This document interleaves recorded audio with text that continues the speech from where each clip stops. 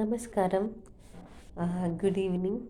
ഞാൻ ഇന്ന് ഒരു ദോഹ പറയാം. ദോഹ എന്ന് പറഞ്ഞാൽ ടു സെൻറ്റൻസ് പോയമാണ് കേട്ടോ ഹിന്ദിയിൽ. അപ്പോൾ നമ്മുടെ കബീർദാസിൻ്റെ ഒരു ദോഹയാണ് പറയുന്നത്. CBSE പഠിച്ചവർക്കൊക്കെ അറിയുണ്ടാവും ദോഹ എന്ന് പറഞ്ഞാൽ എന്താണെന്ന്. കബീർദാസ് എന്ന് പറഞ്ഞ ഒരു ഭക്തി സെയിൻ പോയറ്റ് ആയിരുന്നു കേട്ടോ. അത് ഭക്തി റിലേറ്റഡ് പോയം എഴുതിയ ഒരു കവിയായിരുന്നു.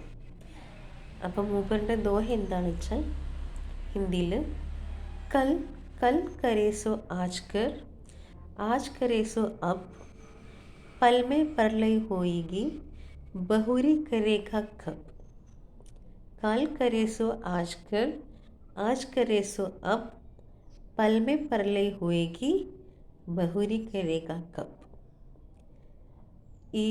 ഇതിൻ്റെ അർത്ഥം എന്താണെന്ന് വെച്ചാൽ, നമ്മൾക്ക് നാളെ എന്തെങ്കിലും ചെയ്ത് തീർക്കാനുണ്ടെങ്കിൽ അത് ഇന്ന് തന്നെ ചെയ്യണം, നാളേക്ക് വെച്ചിരിക്കരുത്.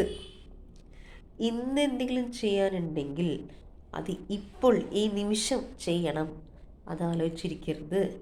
കാരണം നാളെ എന്താ വരിക എന്ന് പറയാൻ പറ്റില്ല. ചിലപ്പോൾ ഒരു പ്രളയം വന്ന എല്ലാം നശിച്ചു പോയും.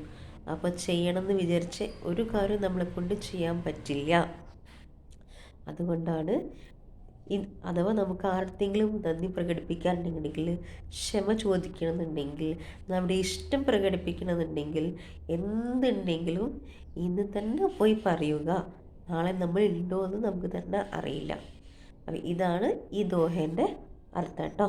അപ്പോൾ നിങ്ങൾക്ക് ഇഷ്ടമായാൽ സബ്സ്ക്രൈബ് ചെയ്യും. Thank you. ബൈ.